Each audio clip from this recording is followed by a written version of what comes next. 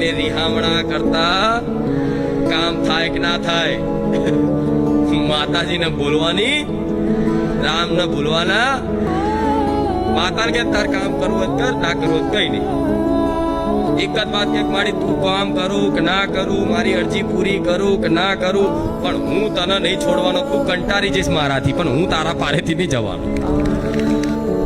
એવી રીતે રોજ માથે પડશો ને, મારા જેવી માતા છે ભગવાનના માથે, તમારી કુળદેવી માથે, માં તારો બસ રાત જીવો સુયો, મારા ભક્તિ કરાય એવી શક્તિ નહીં, મારું મને સારું નહીં, હું લુચ્ચો જ છું, હું ખરાબ જ છું.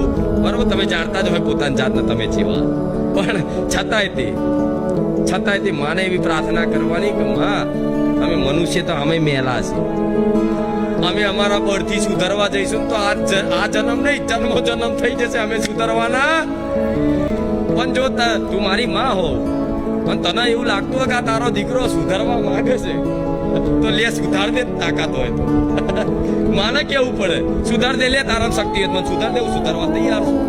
પછી માં એવું કે કાતો હરમ પૂરે માથે પડ્યો. પછી માં ધીરે ધીરે ધીરે ધીરે એની પ્રોસેસ ચાલુ કરશે. એ પ્રોસેસમાં પણ પછી દુઃખી થઈને માને રિહામણા નહીં કરે, દુઃખ વધે તે. એક જ માર્ગ દેખાય કે માં આ બાજુ મૃત્યુ ને આ બાજુ માતા.